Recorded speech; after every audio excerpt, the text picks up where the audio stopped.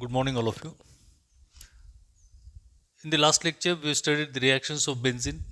We have seen the Friedel-Crafts alkylation. Friedel-Crafts alkylation is the reaction in which we have seen the two different types of drawbacks. That if we expect a mono-substituted product, we are not able to get the expected product because as the alkyl group is getting introduced in the benzene ring, it activates the benzene ring and makes it more reactive, and so it further undergoes polyalkylation. In the same way, it also leads into isomerization, and so it's difficult to carry out this reaction to get the expected product.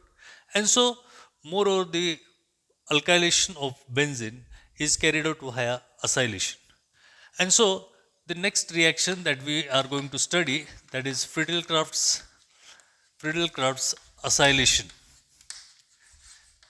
Friedel-Crafts acylation. What is Friedel-Crafts acylation?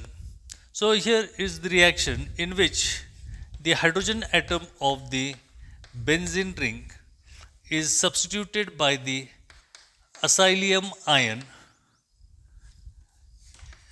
where this reaction is also carried out in presence of Lewis acid, and we get the formation of the product, that is the acylbenzene, or it's a ketone in which this hydrochloric acid is relieved. And so this Friedel-Crafts acylation is carried out by using the different types of reagents. Here it's acid chloride. Instead of acid chloride, we can also use acid anhydride. We can also use the carboxylic acid. Only there will be a slight difference in formation of the electrophile stage. And so the very first stage, that is the formation of electrophile, by using these different types of reagents. So if we use acid chloride, that is CH3COCl, we get the formation of the acylium ion, that is CH3C double bond O plus AlCl4 minus. So this is your acylium ion. Acylium ion is also stabilized by resonance. How it is getting stabilized? See here. So this C double bond O, the positive charge is with carbon.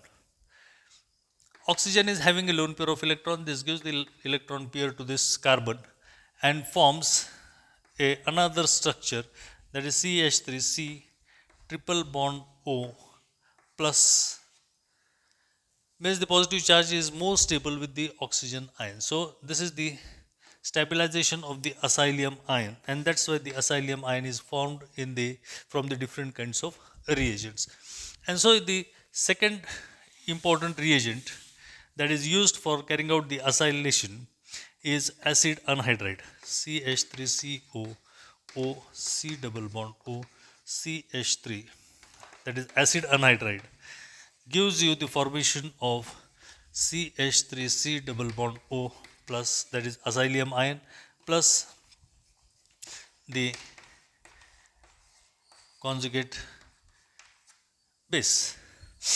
And the third reagent that can be used, that is carboxylic acid, and here we are supposed to use a sulfuric acid as a reagent, or here this will form the acylium ion, that is CH3CO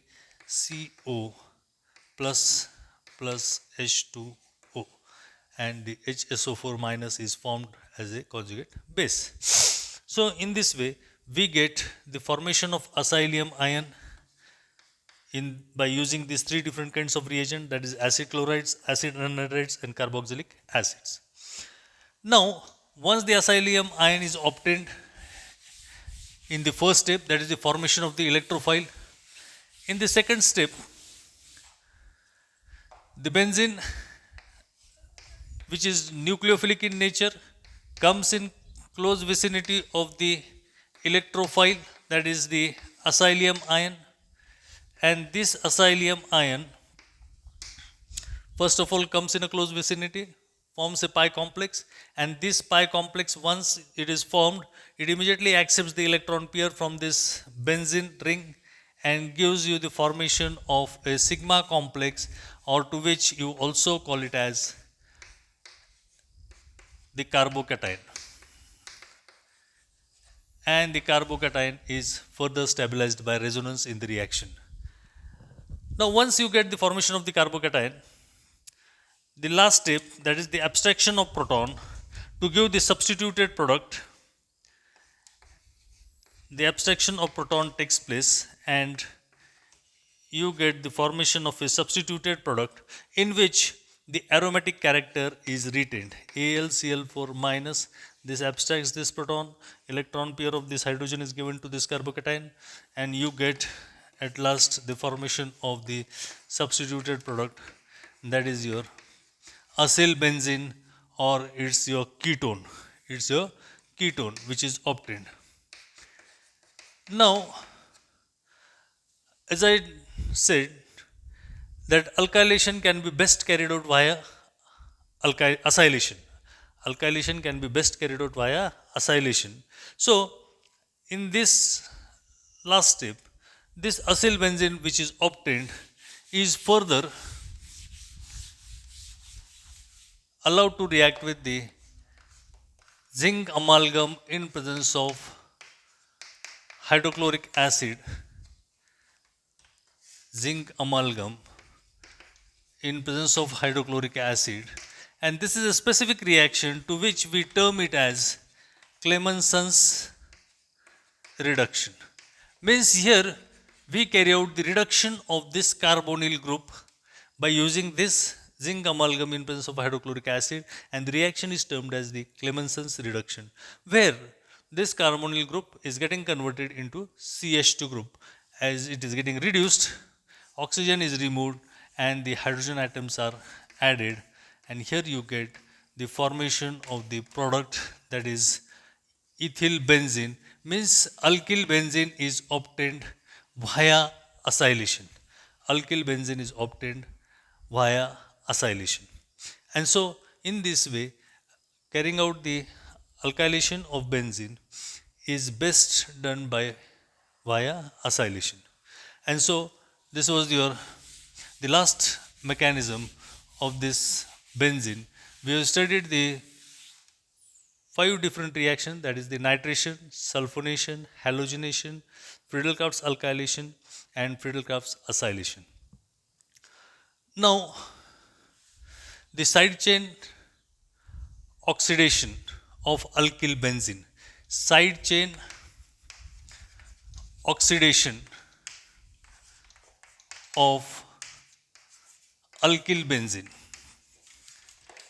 means in this alkyl benzene, means it's a simple molecule where the hydrogen atom of the benzene is getting substituted by the alkyl group, and here we are getting this alkyl benzene. This alkyl side chains of benzene or aromatic compounds are more susceptible to oxidation, are more susceptible to oxidation. And so, after oxidation of the side chain, independent upon of the length of the side chain, means it may be a single carbon, it may be a 2 carbon or 3 carbon chains, alkyl chain or alkyl side chain. This undergoes oxidation. As they are more susceptible for the oxidation is carried out by using potassium permanganate, that is KMnO4, or it can also be carried out by using potassium dichromate K2Cr2O7 in presence of dilute nitric acid. And so these are the oxidizing reagents, and this preferably oxidizes these side chains to corresponding or to the acid, that is the carboxylic acid, and nothing but your benzoic acid. It converts this into the benzoic acid.